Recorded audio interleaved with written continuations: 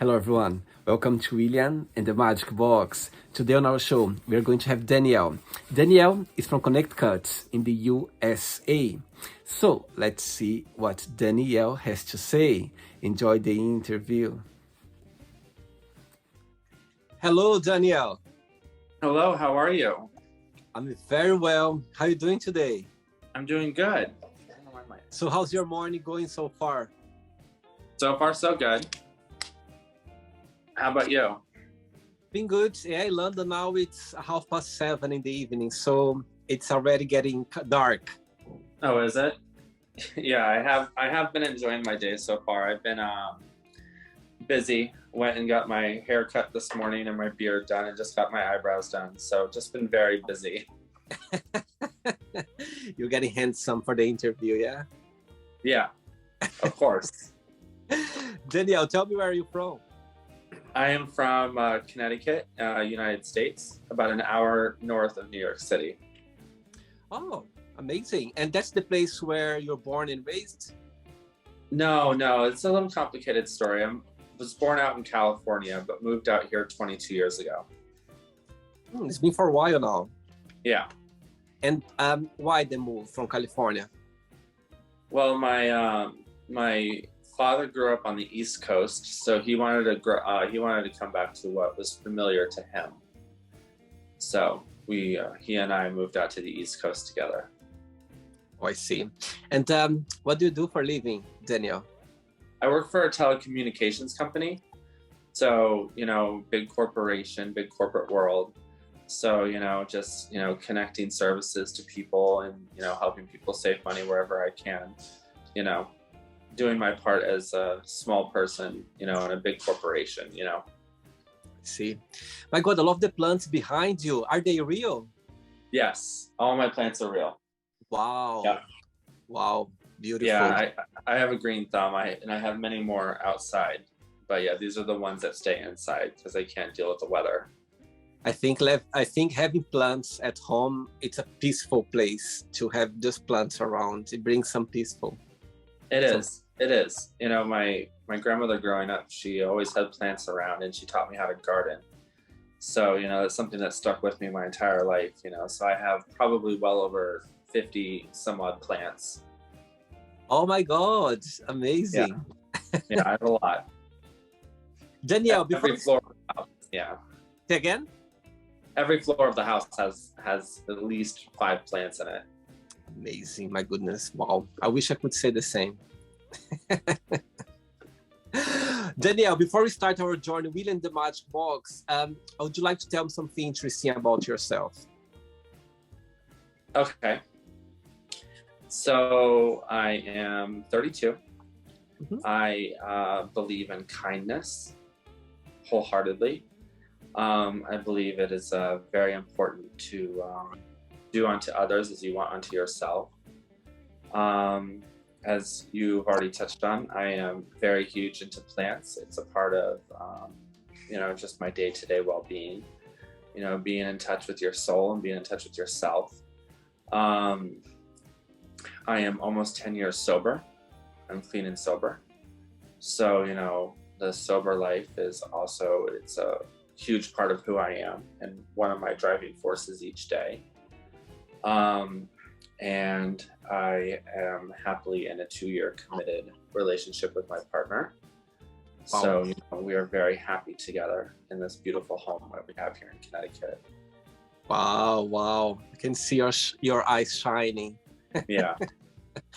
Actually, you said 3 very important things about yourself that I literally made a note here because I want to talk a little bit about it. And you started about kindness. And actually, when I was looking at your profile on Facebook and I saw this phrase there, it says, a single act of kindness has endless rewards.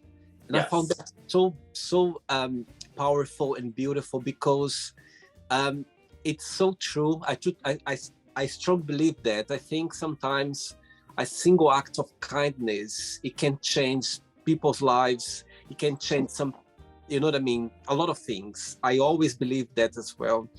It's so simple. Kindness, it's something so, it doesn't take a lot of your energy. It doesn't take much.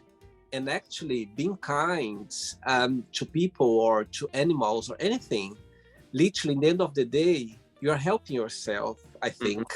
You know what I mean? You are being kind to others, which is a very beautiful thing. But at the end of the day, you are being good to yourself, and you are getting double of what you are giving. You know what I mean? Right. Well, I think it's very important that when people are kind, they're not kind to other people for selfish gain. You know, they're not kind to a stranger because they're being watched by others. They're not kind to somebody because they're going to get something out of it. You know, you don't open a door for someone because they're going to thank you. So you get that aha moment, like, I did something for somebody, I'm so good, right? In order to just, I feel like, be true, genuinely kind to others, you do it selflessly. It's without a second thought. You go out into the world, you're opening doors for others. You see a homeless person, you're giving them money, or even if you're not comfortable giving them money, buy them a meal. Ask them, what do you need? And they say, I need a pair of shoes, or I need a blanket, or I need a hot cup of coffee. You know what I mean? Like, if you're not comfortable doing a certain thing, just ask them. Pull your car over, have a conversation with them. You see an elderly person struggling to their car, you just put your arm out, a simple gesture to put your arm out to stabilize themselves, and walk with them to the car, right? And you're not doing that to get that aha moment. You're doing that because hopefully, I feel like you just want to be a better person and a better role model to others, and just to let also that other person know that there are good people in the world. Because how many times have we seen other people just walk by that person, or just drive past that homeless person and just ignore them, or see someone struggling and we see it on social media all the time. We just see people struggle and no one helping them. So it's very important that we get out there and that we put down our phones and we act boldly with kindness. Maybe I'll change my phrase to act boldly with kindness. Because it needs to be done, to not do it selfishly, to do it selflessly. And a big thing I realized many, many years ago, halfway through my sober journey, is that I realized I was put onto this earth for other people, and once I realized that, it completely changed my point of view and how I see things in this life. I am changing things for other people to make other people happy. And in turn, I go to bed in good conscience, knowing that maybe somewhere out there, if there is a God, that maybe I'll have a place up there, and maybe possibly all these nice people I've helped will be right there with me as well. Absolutely. And sometimes a simple act of kindness is just sit down by somebody's side, or just giving some attention, or just say hello, or just asking a question, or literally just listen to them. Sometimes people, they just want to be listened. They just want to be valued sometime in the world, because as you said, sometimes so many people pass by and even doesn't approach them or doesn't acknowledge them. And sometimes if you say hello, my God, you can see their eyes, like, being thankful. It's being kind is something as well that I think all of us, we should practice every single day. You know what I mean? I know we are busy, we have our life is always going on, but sometimes let's just try to, to watch out, or to see what can we do, to just change somebody's day, maybe, Yeah. And plus, that goes back to what I said, when you're kind to someone else, they're then going to go and want to be kind to another person. Absolutely. And it's a waterfall effect. You know what I mean? It's, that's why I say kindness, it has an endless reward. Yeah. Because people keep it going. They keep that feeling going. That happy feeling, like, oh my God, someone just did something for me. I'm going to pay it forward. I'm going to do it for someone else. Yeah. And it's just this never ending cycle. And then if everyone were to keep doing that, it's going to come back around to you. And then you're going to be like, wow, someone's holding the door for me. Yeah. You know, and that's what I mean. If we continue with this cycle of just being kind, you know, all of us as a collective whole, you know, someone's going to be looking out for us if we're looking out for that stranger, you know? Absolutely. Danielle, are you ready to go on a beautiful journey through your memories in life and to share your point of views? Yes. Amazing. Welcome to William and the Magic Box. This is my best friend.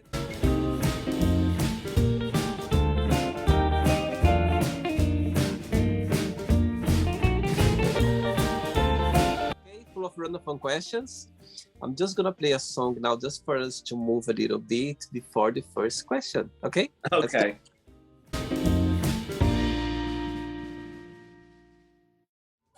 Okay, Danielle, before we start the game, through the journey, if there is a question that you don't want to talk about for some reason, you don't want to answer, always can change, okay? All Okay. very fair. First question for you is, what is something that you always wanted to do, but you're scared of? Oh, wow. Well, I've always wanted to go skydiving, for sure. I've recently hit this point in my life where I'm being fearless. You know, my partner is really helpful with that because he's always like, just go do it, just do it. And then he just starts to do it. And then I start to miss him.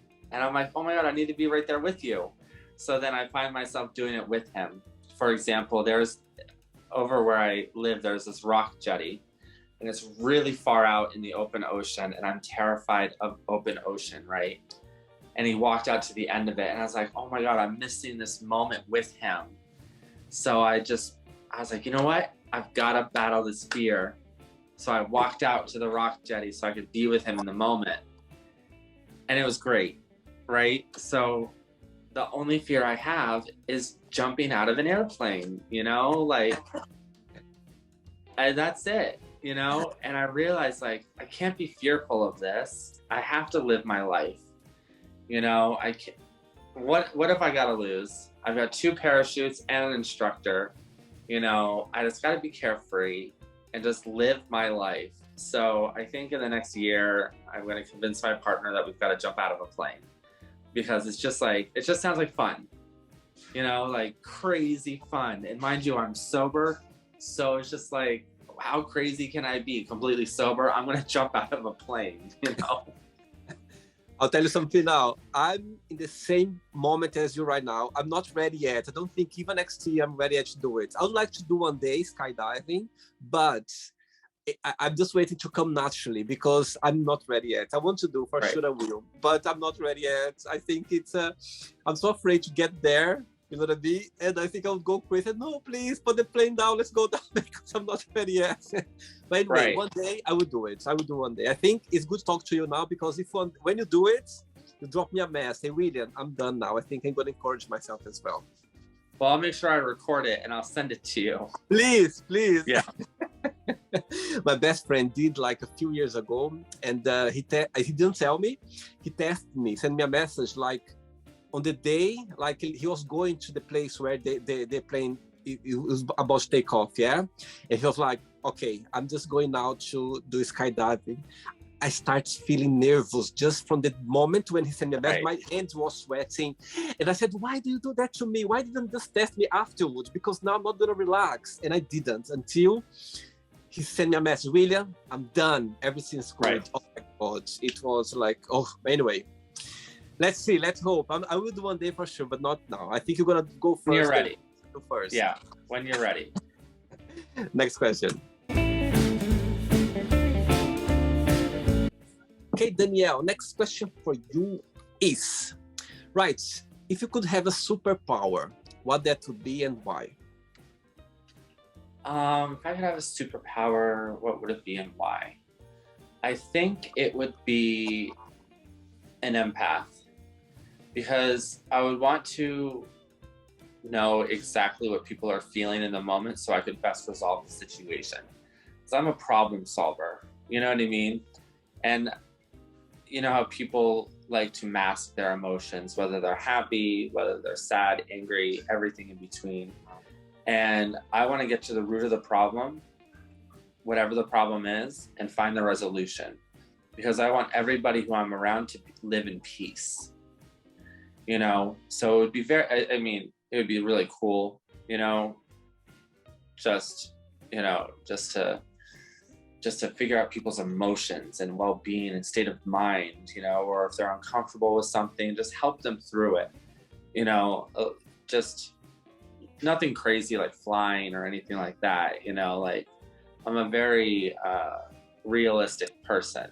So anything I want to be able to use it, not for myself, but for someone else. That's why on your profile you say about mental health activist. That's why. Yeah. It's something connected with this thought. Yeah. So I have some mental health stuff that I battle. So it's very important for people to lose the stigma of mental health. You know, I think that a lot of the movies and TV shows have done a lot of damage to mental health. And people think that you have to be in a straitjacket and in a padded room in order to get the mental health care you need. And we've lost a lot of innocent souls to mental health, especially during the pandemic and even prior to that. All the veterans who came back from war who you know, unfortunately ended their own lives because of mental health and PTSD and you know, trauma and all of these sorts of things, because a lot of it is fear. A lot of people are afraid, you know, of being judged. And unfortunately, you know, we've lost a lot of good people because of this, you know? So I'm a huge mental health advocate, you know, like, and specifically for the sober community, you know? A lot of people don't realize in the sober community and in the outside world that in order to tackle your sobriety, you have to tackle your mental health. They're duplicitous with each other, you know? In order to battle one, you have to battle the other one. You know, you have to take care of them both, because addiction is, you know, is, you know, a mental thing. It's a mental and physical thing, right?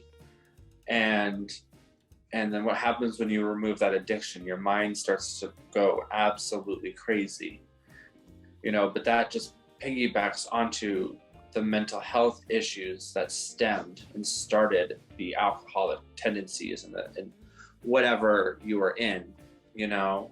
Like for me, for example, I had a lot of trauma, a lot of PTSD as a child, and without getting that checked, turned into, you know, self-medication because I couldn't sleep because of all the trauma. And next thing you know, I'm drinking, you know, a gallon of vodka a day just to function, you know. And once you remove the vodka and I got sober, all of that mental health problems that I had and all the PTSD were still there. You know what I mean? So I had to treat the mental health in order to treat the sobriety.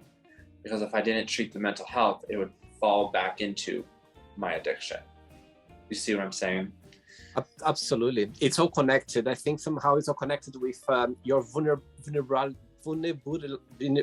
how to say, being vulnerable. Yeah. Yeah. Yeah. Say again, say? I'm trying to, you're messing me up. Vulnerability. Yes, thank you. So yeah, I strongly believe as well. I think everything's connected. And when you have this mind of state, you just need help. I think you need help. You need to, first of all, you need to realize that the only way for you to get out of it, it's help. And it's okay asking for help, you know what I mean? Right. Actually, asking for help, it's a big sign of being strong. You know what I mean? Yes, absolutely. Of course it is. You know, you're with sobriety and your mental health, you're being selfless. You're giving yourself up and you're giving yourself a chance at life again. Like my sober date, when it comes around, I celebrate it as a second birthday. You know, I have my birthday in December and then I have my second birthday in January. And I gave myself a chance at life again. so I could live and breathe and have this beautiful life I have now, have this amazing job, with this partner who loves me unconditionally, in this world that I have right now, and I wouldn't be able to have that unless I gave myself the gift of sobriety and the gift of my mental health back, so that's what I wish I could just share that message with people is, when you're getting sober and battling your mental health, you're giving yourself life back. The precious gift that your mom gave you, you are now giving to yourself, Absolutely. Just talking about so open, you're already helping a lot of people for sure. And I'm sure people watching this interview, they will appreciate that because, it's like just listen to people maybe facing or faced in the past the same challenge that they are facing right now. It's a way of comforting, and I'm sure people appreciate that for sure. I hope so. Ready for another one? Yes. Let's do it. Before the next one, Danielle, as you talk open about your journey of being sober, tell me, when was the moment that you thought, okay, I'm gonna start my journey now? I had enough. Did something happen, or you just naturally or genuinely felt, okay, I need to start a new journey in my life right now? If you can share. Yeah, so it's very interesting you asked that. It was 2013. It was January 2013. I was on the phone with one of my childhood friends where I was living. And I was asking her about an update of a mutual friend we had. And this mutual friend that we had also trouble with alcohol as well. So as I'm talking to my friend, she's telling me, she's drinking and driving, she flipped her car, she's falling asleep at the wheel, her life is falling apart, she's getting barred from places and she's not paying her tabs and all this stuff. And I'm sitting there on the phone, and as I'm sitting there on the phone with her and I hang up, I said to myself, she was describing me to a T, to a fault. I was listening to this conversation, and if you'd substituted her for him or her name for my name, you would have been a carbon copy for each other. Wow. And I literally was like, I can't do that anymore. I literally can't do this anymore. So I went upstairs to my now then ex-husband, and I said to him that I have to go to rehab, like as soon as possible. We had rented a hotel for a couple nights, which was near the rehab facility. I bought 2 bottles of vodka, and I was just chugging them like crazy. But my body was so convinced I didn't want it anymore that every time I took a sip, I got sick. Wow. My whole body was having this like allergic reaction to the alcohol. Like physically and mentally just sick of the alcohol. Like I just didn't want it anymore. So I dumped out all the vodka, and I got in the car, and a mutual friend of ours drove me off to actually a mental hospital. Because where I was, the mental hospital is what treated, people coming off of alcohol and opioids and stuff like that. Because when you're that dependent, you're also a high suicide risk. Because your body is going through a world of nonsense and emotional, you're withdrawing all of that chemical in your brain, and your body crashes and your emotions flatten out, and it's just very, very dangerous time. So I was admitted to the hospital, and my blood alcohol was 0.173, which is like 2 or 3 times the legal limit. Like my blood alcohol was basically 75% alcohol, if not like a little bit less. It was really bad. But whoever was looking out for me because thankfully I had no like internal damage or no liver damage, no kidneys, heart, brain, or anything. But yeah, that's what inspired me to get sober. Was just one phone call. Thanks so much for sharing this. Thanks this personal event. I think this phone call is meant to be at the time for you, for sure. I had no doubt that, as you said, she was talking to you, not about her friends. It's about you she was talking. Yeah. Very good. And I thank her all the time. Amazing. I'm glad that she lives in Connecticut as well. She lives actually in Florida now, but every chance I talk to her, I always thank her for being the stepping stone to saving my life. What's her name? Her name is Rachel. Rachel, he will always remember that phone call. Amazing. Yeah. Next question for you is that a dream you always had? A dream I always had? Like aspiring to be something or when you think about a dream that you always had, something that you said, okay, I always had this dream, what comes to your mind?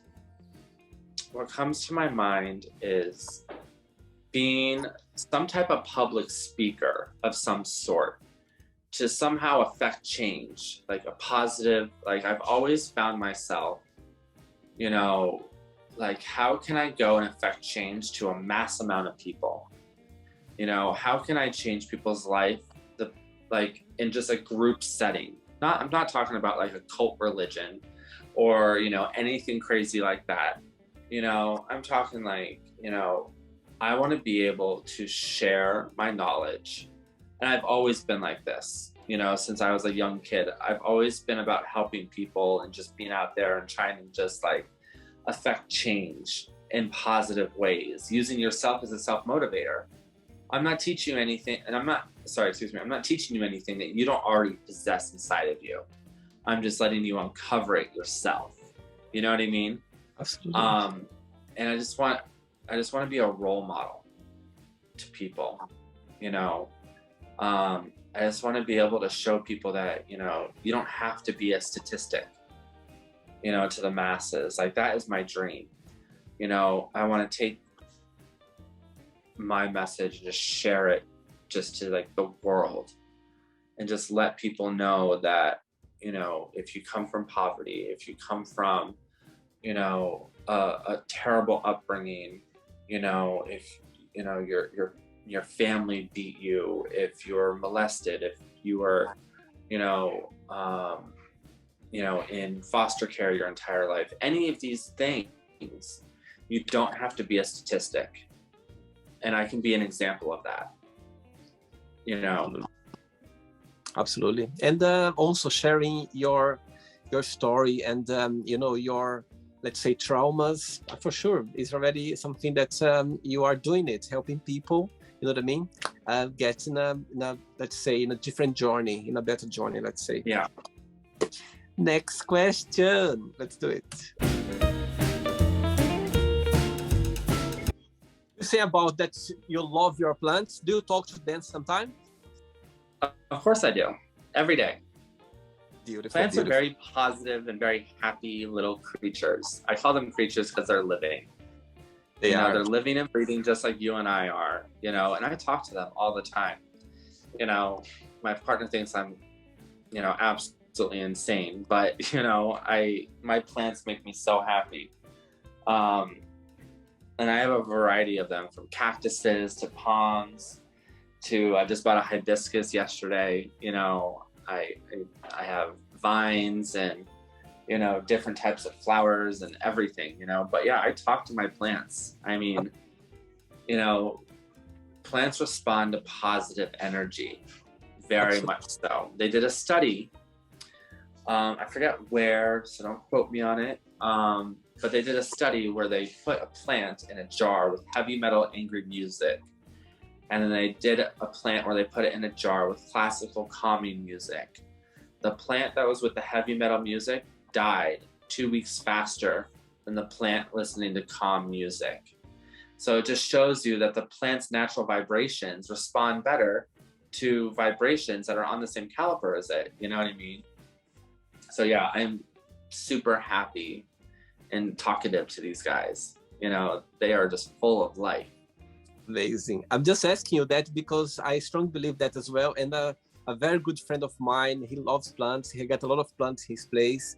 And I spent some time there, and he was literally watering them and literally talked to them like he was talking to a friend, or just asking how they were. He was so happy, you know what I mean, like watering them. And I was like, my God, that's so beautiful to see that. And it's powerful. It's powerful. It is. Next question is, what makes you the saddest?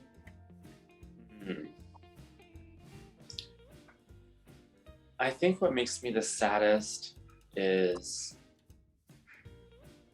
when I think about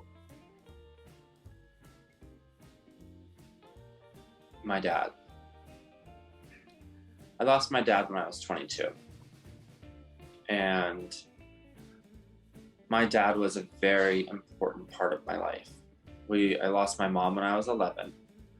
And it was just my dad and I from 11 till I was 22. So we helped raise each other. My father was a businessman up until when my mom died. And so I never saw him. So he went from being a weekend father to being full-time dad. So we basically raised each other. Wow. You know? So we got very close very fast, you know? And we were beyond father and son. We were my best of friends. Wow. And his death was very quick. It was very sudden, and it was extraordinarily traumatic for me. Very traumatic for me. I developed severe PTSD because of the situation that I was put through, because of the traumatic situation that I was in. And I actually didn't get any help for it until I was about 28 years old. So I went 6 years with severe PTSD nightmares every single night for 6 years until I finally hit a breaking point. But the saddest moment, or my saddest moment when I think about it, is when I think of my dad. And I think back to that day when I lost him. Because I have never in my life witnessed anybody, or I have never been in a moment that I was like that in my life. That moment people tell you on TV, you know, I shattered into 1,000 pieces, was literally an actual moment that I felt, you know, having your entire soul stripped away from you, and like you're not even left with your bones, you're nothing. Like you literally feel like nothing. I had nothing left in my chest and my heart and my brain. I was gone, completely gone, devoid of all emotions for a long time. It was extraordinarily painful. Probably to date, one of the most extraordinary things I've ever gone through. And I think about it from time to time, not too often, because I don't like to live in the moment of that. I like to learn from those moments and grow and become better. But occasionally I do find myself, like something will remind me of that day, and I get in that moment. But yeah, to answer your question, it would be that. Sorry to hear that, Daniel, but thanks again for, you know, my God, you're so open. You talk about things, and I think it's nice to talk about those things as well, because we need to understand that you're not like always skies, lights, everything. Sometimes, you know, all of us, we have moments, we have those tragic traumas that sometimes it's just talking, open up a bit. I think it's a good way. But saying that, tell me one of the most beautiful memories that you have from him, that when you close your eyes, you think about him, what is something that it makes you smile when you think of him, like a situation or a moment that you said, oh, that's going to be always in my heart? So I came out to my dad in 2003 or 2004. It was a long time ago.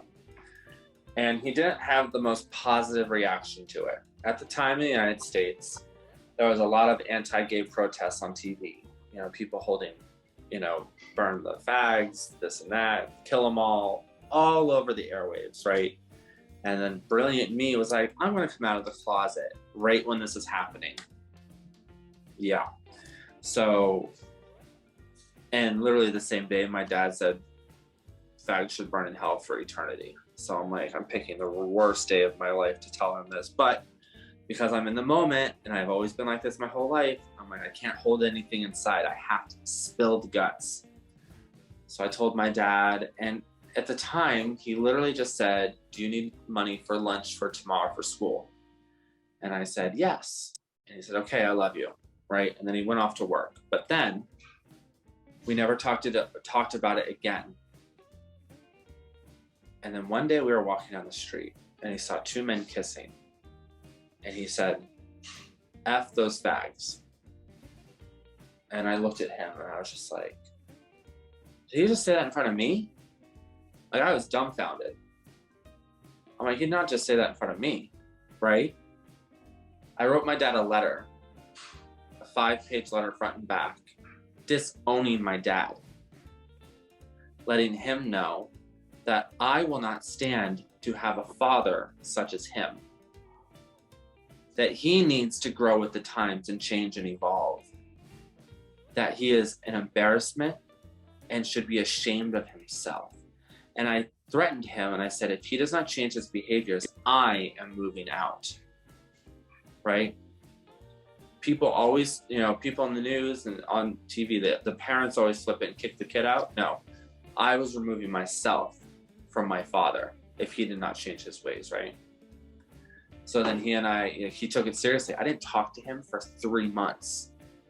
I wouldn't say a word to him. I was so hurt by him, right? So then we had a long talk and he's like, oh, I thought you were just kidding, this and that, It's like, of course I always support you, but I don't really believe it. Fast forward to 2010. Lady Gaga releases Born This Way, right? And my dad was sitting at the bar and he said, and Lady Gaga's new song, Born This Way, was just playing on the jukebox. And my dad said, Daniel, listen. And I said, what? He said, look, Lady Gaga, she made a song just for you. Oh my God, that's so beautiful. Yeah. Oh my goodness, that's so amazing. And what was your reaction? I was so excited that it was like he accepted me fully in that moment. Wow. That's amazing. Yeah. So now every time I hear that song, I think of my dad. And I always tell myself and I always think that story in my head of when he said that to me, that Lady Gaga made this song for you. And that he noticed it and that he brought my attention to it, knowing that I was a huge Lady Gaga fan and that I didn't even know that she had released this song, but he knew it before I did. And he was probably so excited to tell me. It's amazing. Oh my goodness. What a story. I love that. Wow. Yeah, songs can live like, anything in our lives. It can bring a lot of happiness, stories like yours. I think songs is just, oh my God, beautiful story. I love it. Danielle, I have 3 questions left for you, okay? Okay. Let's do it. Next question is, tough question now. If you could do something illegal without getting caught, what would you do? Do something illegal without getting caught? What would I do? Honestly, I'd probably go down to a garden store and steal all their plants. It's totally as legit as it could be. Some of these palms that they have down there are like $800. I don't have $800 to spend on a palm tree, but I'll go ahead. If I could do it, I would go steal an $800 palm tree. And if they caught you, just go like, you know what? I'm just talking to them. They just asked me to bring home. I talk to plants. Yeah, exactly. So I'm like, oh my gosh. I like literally, every time I go to a plant store, I mean, this past summer, I literally went there to get one bunch of flowers and I spent $500. So, Wow. I mean, it's a tragedy every time I go there. It's literally a hot mess every time I go to a plant store. Because I literally am looking at the flowers. I'm like, oh, they look so lonely. I need to take them home. You know, like I think a plant looks lonely in its entire flower bed of other 500 plants. I'm like, that particular one looks lonely. I need to take it home. I'm like, what am I thinking to myself? And my truck is always just filled with dirt because it's like, yesterday, for example, I went to the grocery store to get myself dinner. There was this hibiscus that's right next to me right here on the back shelf. And I said to the cashier, I'm like, why is that hibiscus back there? She was like, oh, a lady returned it. I'm like, why did she return it? It's beautiful. And she's like, she just didn't want to take care of it. I'm like, how much is it? She's like, $10. I'm like, give it to me. It's a mess. I literally come home and plant every day. It's a mess. I think you should open a business with plants, so you could kind of make a business of, you know what I mean, with the plants. I really could. I really could with how many plants I have. And half my plants produce babies, so, you know, I could like sell the baby plants, you know. You see? I think you should make some business of outfits. You could make some business to buy more expensive plants as well. You know what I mean? Like investing. Yeah, exactly. 2 questions left. Let's do it. Okay.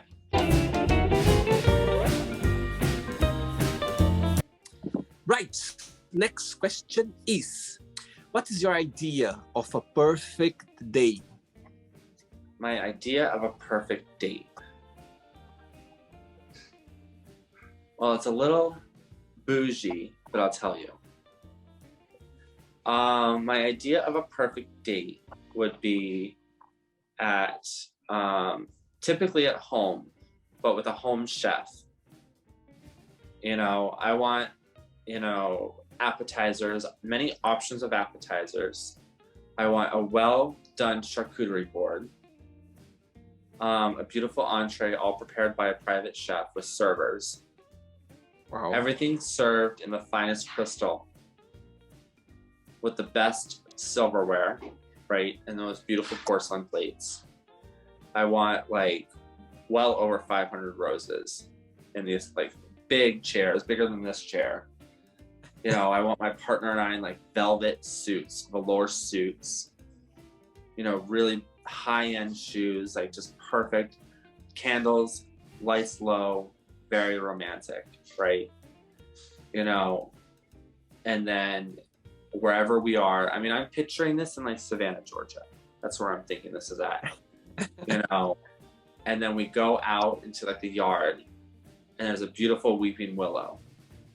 Wow. And we have tea and our dessert underneath this beautiful weeping willow.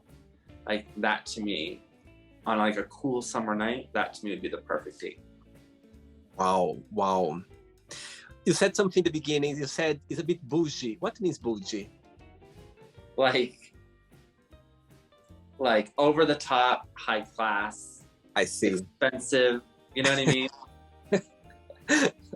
Here in England, they would say posh, very posh. Yeah, very posh. Yeah, very posh. Ready for the last one? Yes. Last question, Danielle. Let's do it. Right, but before the last question, people watching the interview right now, maybe they are struggling themselves with some addiction, or maybe they wanted to start a journey, you know, the sober journey, or maybe they, you know what I mean, they just want to hear someone talking about that. What would be your best piece of advice for those people? Would you like to start their sober journey? If something are holding them back or they are not strong enough, what would be your best piece of advice? So some of my best advice would be to never give up. Never give up. You know, you're gonna feel as if the world is ending. And I know that because I felt it. You're gonna feel like, what's the point of life without alcohol? And I get that. But what you have to maintain and remember is that you're giving yourself a chance to live unadulterated, free of anything clouding your way. And, you know, support is key and is pivotal. Reach out to your friends, reach out to your family. And if they're not willing to, reach out to your local AA. Get support through your local AA. Get a sponsor, get 2 sponsors. You know, get a sponsor you can call in the morning, and a sponsor you can call in the night, and a sponsor you can call at 1 a.m. Get 3 sponsors. You know, the more support you have, the better. And get started on your steps. Steps is a 12-step journey. You know, it is so important, you know, to follow the steps and follow the AA program. You know, it will just give you something to lean on and something to look forward to while you're just finding yourself. You know, while you're finding your footing, finding your own groove. Remember that you yourself are learning yourself. You're learning what triggers you now without alcohol and how to combat that without alcohol. You're learning how to, you know, handle certain friend groups now in certain situations without relying on alcohol or drugs. So you have to, you know, give yourself time and patience to overcome these obstacles and rely on your support at all times, you know. And I'm here, you know, I'm sure you're going to share my, you know, Instagram handle, you know, so that if anyone feels like they're down and out, whether you're near in the United States or UK or anywhere in the world, you can reach out to me. And I will help you any way I can. Any way possible, I can help you. Whether it's through support, advice, you need someone to yell at me. You know, you want to blame me for anything, whatever it takes to make you relax, help you relax, and help you stay sober, please. That's all we care about. Let's continue fighting for your life, because that is the number one goal here. Beautiful, beautiful. Last question for you is, where do you see yourself living when you retire? So it's a few places, because my partner and I talk about this often. It's either in Portugal. Oh, wow. Yeah. Why Portugal? Because my partner is Portuguese. Oh, I see. I lived in Portugal 5 years before I moved to the UK. Oh, really? Where's about? He's from Portugal? Which city? He's not that far away from Lisbon. Okay. I was in Porto, the second biggest city in Portugal. Actually, I'm going to spend my birthday in November there, actually, with some friends. Oh, that's awesome. Yeah. So he's thinking about buying some property in Portugal. I want to go to either Savannah, Georgia, because I love it down there, or Newport, Rhode Island. Newport, Rhode Island has 1870s style homes, like gilded homes, like giant mansions, that are very stunning. It's very old, very rich in architecture, and it's right on the coast. It's right on the ocean. It's really beautiful. So either that or Savannah, Georgia, also really rich in American history. It's very inclusive, very open, diversity-wise, and all the houses down there are also very old. And plus, it's warm, and I can't stand winter, so maybe somewhere warm. Amazing. Can you speak Portuguese, by the way? Some words? No. I know. Obrigado. De nada. Tu és bonita. Bonito. Amazing. You said in a very Portuguese way, tu és bonito, they say there. In Brazil, we say, você é bonito. Yes. There's a little difference. Right, it's not the end yet, okay? Let's play now the word association game. I'm going to give away some words. Just tell one word that comes to your mind. Quick thinking, okay? Okay. So, I hope you are enjoying the interview. Before we do the word association game, don't forget to give a like. Don't forget to share this video, and also don't forget to subscribe to our channel. Just click on the button right there. Thank you so much and enjoy the word association game. Money. Greed. One word for family. Heart. Love. Passion. Life. Death. Sex. Manipulation. Politics. Terrible. Religion.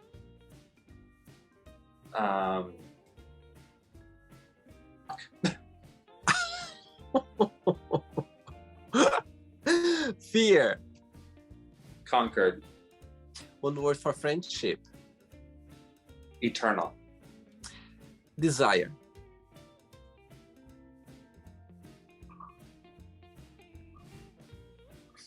Fire. I'm thinking fire. Regrets. Learning. Success. Knowledgeable. One word for wish. What was it? Wish. Wish. Yep. Hope. Happiness. Children. One word for California. Miserable.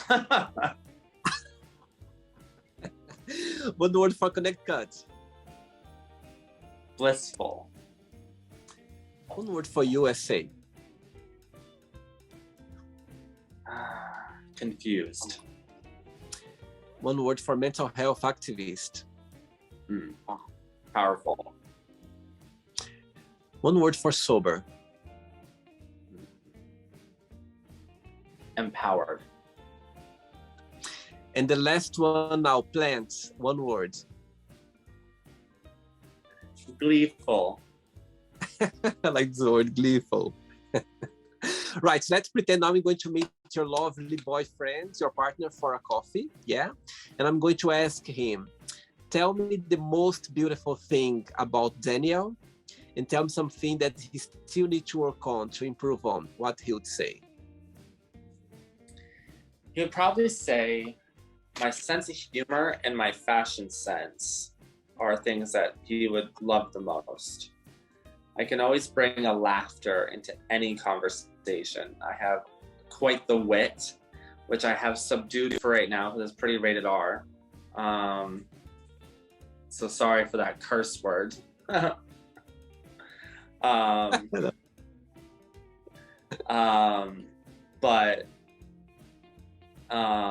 And I also love to wear like eye-catching pieces. I don't wear the same outfit twice. I always look for the statement piece, whether it's a piece of jewelry or a shoe or a shirt, a hat. I always wear like a piece of something as the statement, you know, as something that my grandmother used to do, and it's a tradition I carried from her. You know, I always make sure that I look like $1 million before I leave the house, which is very important to me. One thing that he says I'll probably would like to improve on is my listening skills. Wow. Yeah. Because as I said to you before, I am stubborn. And so, you know, sometimes when he's talking, you know, and I have improved a lot, you know, I have improved a lot. I'm actively learning as I am progressing.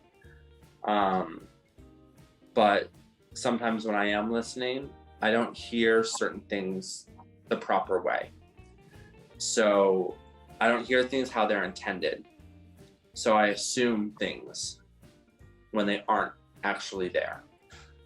So, you know, I just have to listen better. I have to listen to the words better and not assume an intention behind a certain word, you know? I think just the fact that you know that is already halfway of the journey, you know what I mean? Right. Absolutely. Let's play now Daniel and the Magic Box, and you can ask me a question. But before that, let's play the music one more time. Let's do it.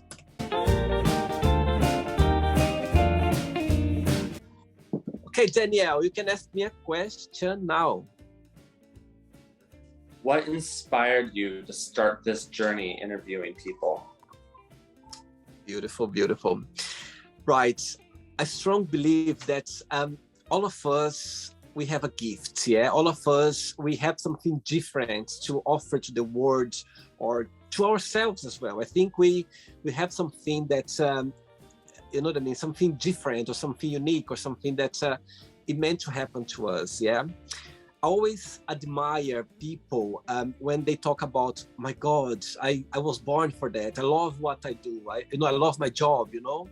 But saying that as well, I strongly believe that all of us, we can still do different things in life, yeah, and still be happy and still have the time of our lives and still appreciate everything.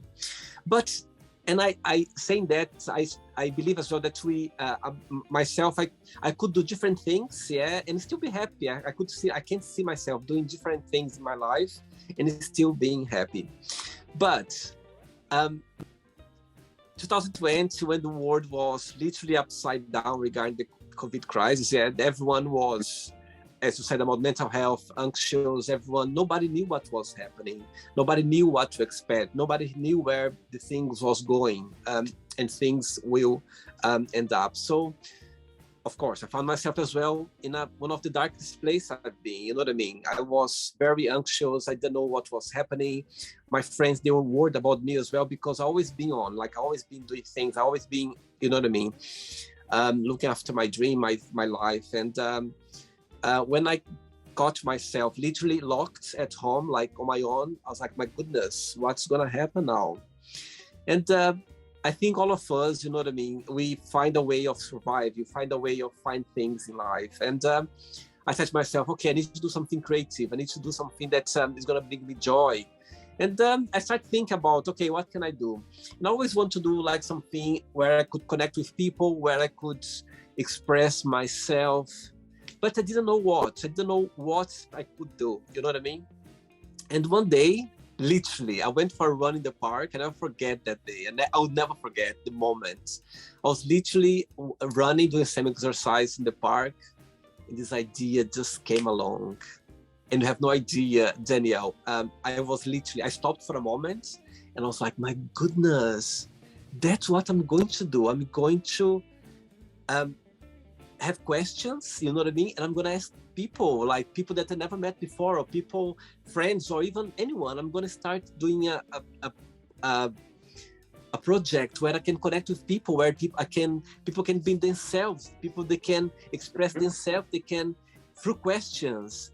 It was so powerful, the moments, that I literally forgot about everything. Like literally, I couldn't even like stop anymore. Like literally, I just got home and I start, put things together, and I start like, you have no idea. Like I felt like an explosion, like my body was exploding. Right.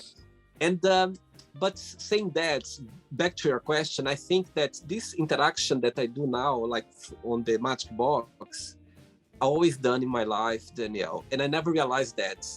When I think about like memories, moments in my life, when I've been on vacation with friends, when I go on barbecues, when I meet friends, yeah, there's always a moment that I was like, okay, so tell me something interesting about your childhood. Who was your favorite teacher? This kind of questions. And I was like, my goodness, I've always been doing that actually. Mm-hmm. Of course, not in front of the camera and not like with the whole world, but right. I've always done that. Even when I was a teenager, I remember like with friends, we were like writing, like, questions or something. I was, so tell me something. Who's your favorite teacher? What's your favorite color? This kind of interaction. So literally, I think the inspiration, it's about being myself. It's about expressing myself. You know what I mean? And yeah. I just remember that I'm recording when I see the red dot here, because since now, I just mentioned, I remember, because I completely forgot that. I know that I'm recording, of course, but for me, it's so natural that I completely forget. And literally, when I'm editing the interview, sometimes I go like, "Oh my God, I don't believe you said that. Oh my God, I don't believe that you opened so much about yourself." Because I forget. I feel like I'm talking to a friend. I feel like I'm connected with someone on the other side. You know what I mean? And even people who knows me very well, they go like, "My goodness, really, when I watch you talk, I can see, I feel like you are by my side, talking to my friends or other people," because it's about expressing myself.